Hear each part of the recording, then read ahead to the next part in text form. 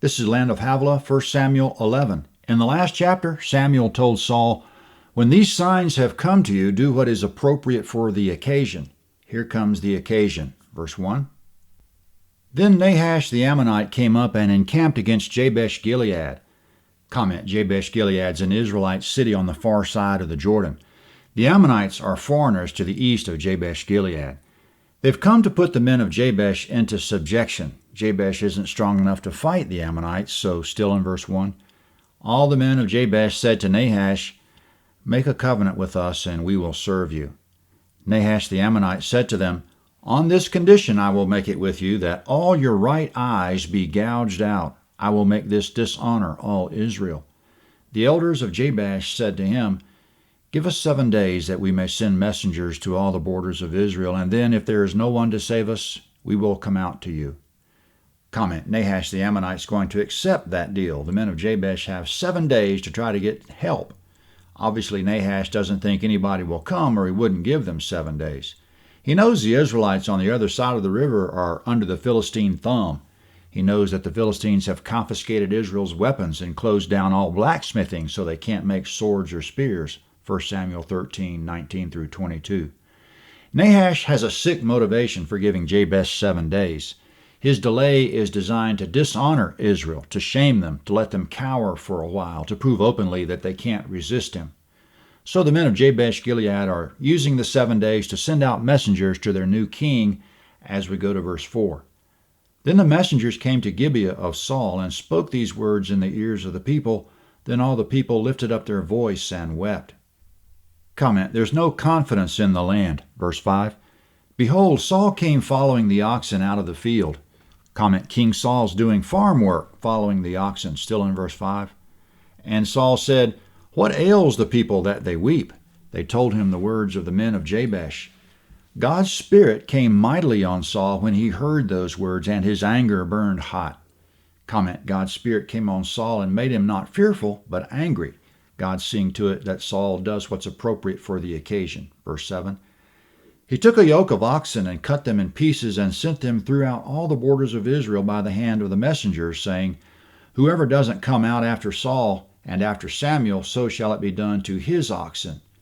The dread of Yahweh fell on the people, and they came out as one man. He counted them in Bezek, and the children of Israel were 300,000, and the men of Judah 30,000.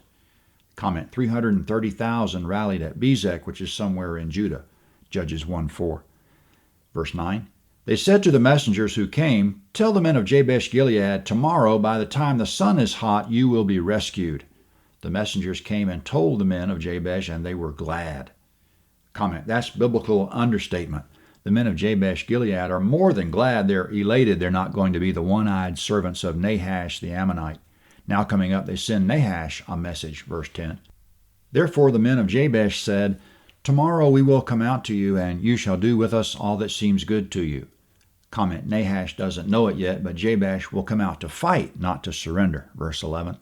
On the next day, Saul put the people in 3 companies, and they came into the middle of the camp in the morning watch and struck the Ammonites until the heat of the day. Those who remained were scattered, so that no 2 of them were left together. Comment: Saul's army marched overnight and attacked the Ammonite camp in the morning. Now coming up, we remember from the last chapter that certain worthless fellows weren't happy that Saul was king. They despised him and said, "How can this man save us?" Verse 12.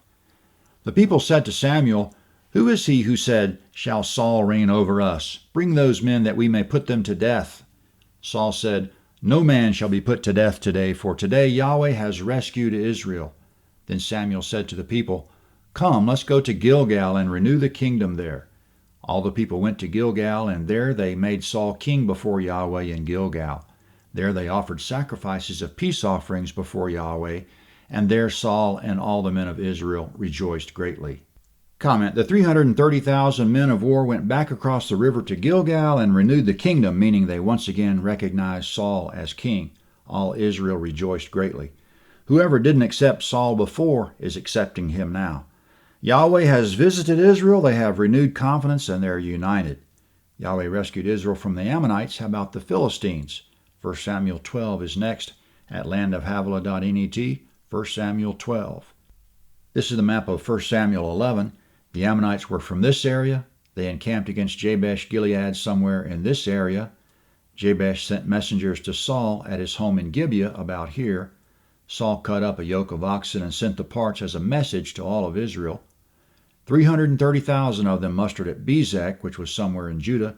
They marched overnight to the Ammonite camp.